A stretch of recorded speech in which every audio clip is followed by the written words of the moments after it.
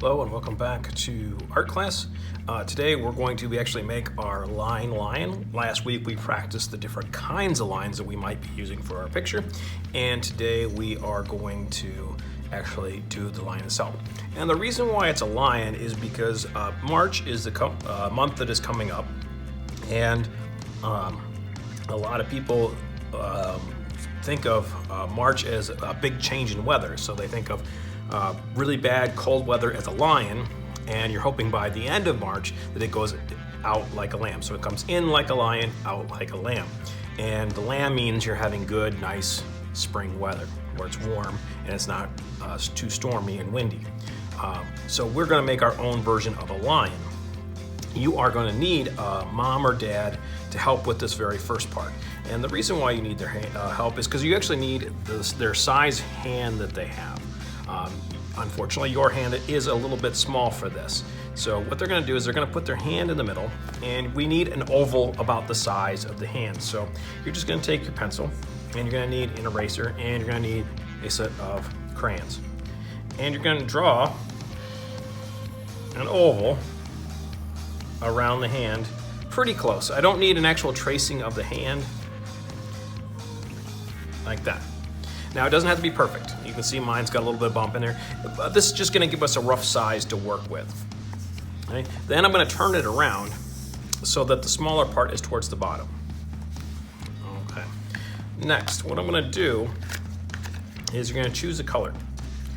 And I recommend a dark color for this first one because you're going to have to color over parts of the line, and a dark color will actually cover this up better. So I'm going to get an extra, like a purplish color. That's pretty dark. All right, so our first line, other than our line right here, is going to be a dotted line. And we're going to try to make our oval a little bit more round. So I'm going to have to fix this part. So I'm going to use a dotted line to do this. So I'm going to use my crayon to draw a dotted line. And mine are going to be little rectangles here. See, I kind of smoothed out that line so it's not wobbly.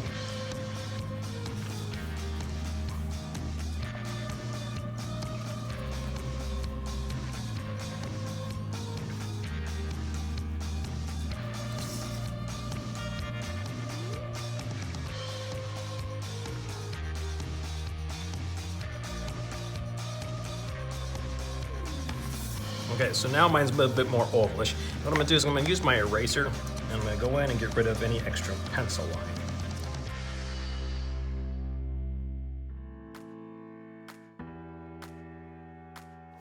Okay, so that's our first part. So this is going to be like our face area.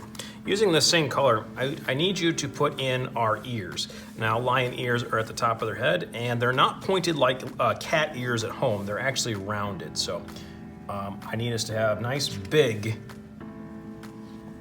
rounded ears like this. Almost kind of like a Mickey Mouse, to be honest, is kind of how it's going to feel. Okay. And then next, you're going to pick a new color. Now this time it doesn't really matter if it's light or dark. I'm going to pick, I'll use orange. And our next line is going to be a bumpy line. Okay. And I like to do with the middle first here, so I'm going to have a bump like this, and then I'm going to bump it like this all the way around. And if you notice, it's big enough that my fingers, I can fit my finger in each one. You might want to go with your thumb because your thumb is going to be a little bit bigger, but we want a nice big bump like this. All right. Next, you're going to take that color and fill it in. Now, don't go past your dotted line. Take your time. Make sure this coloring looks good.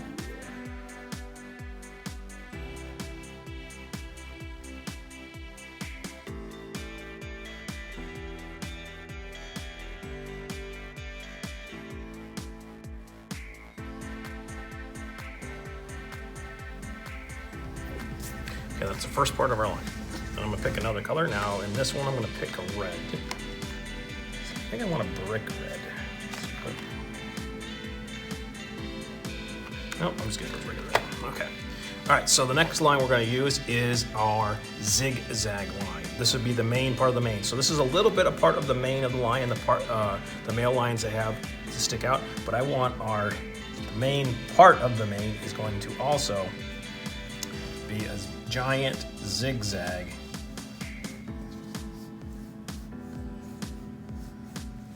all the way around. Now if the tips go off the page a little bit, because it doesn't quite 100% fit, that is okay. So like right here at the bottom, I kind of squished mine a little bit, but if your tips go off the page a little bit, that's okay. Okay, so there's my zigzag, and then I'm gonna use my red to fill that in as well. Again, making sure it looks really nice and neat as I color it.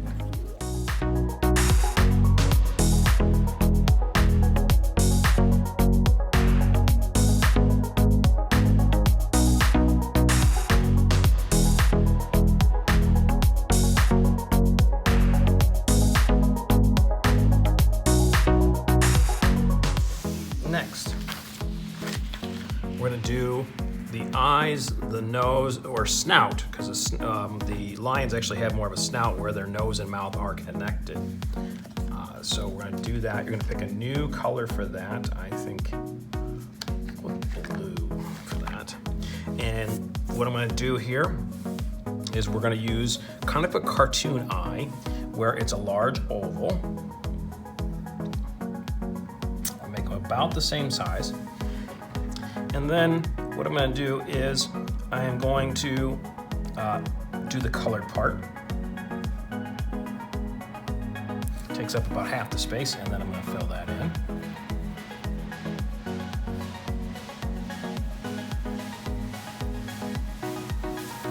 Because it's the face, I want to keep pretty much the same color for everything. The nose part, what we're going to do is actually a triangle that's pointed down. So it's going to look like this, where it's pointed down. And that's going to be the nose. And I want it to look like it's sticking out a little bit. So I'm going to put these lines that make it look like it's sticking out of the face a little bit. Then we're going to go into the mouth. Now the mouth is actually the upper lip plus the bottom jaw. So the upper lip for a lion has one that goes this way. It's almost like a J, and then a backwards J.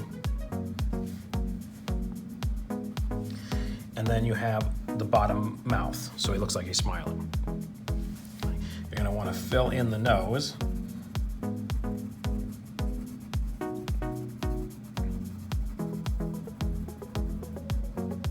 You can fill in the mouth with black. That would make the most sense. If you want to give them a little tongue, that would be okay as well. I'm going to find my black. Here it is. And I'm going to fill that in.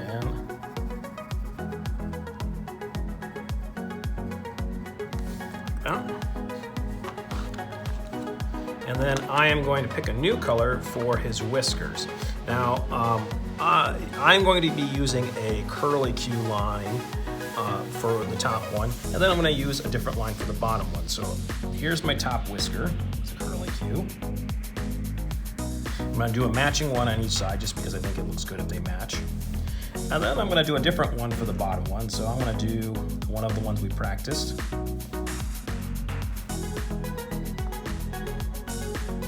This parapet line. Okay.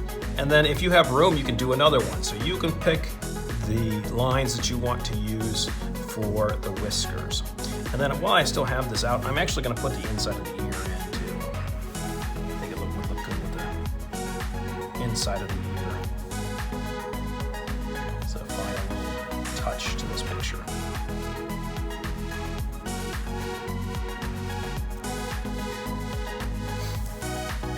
All right, and then we're done.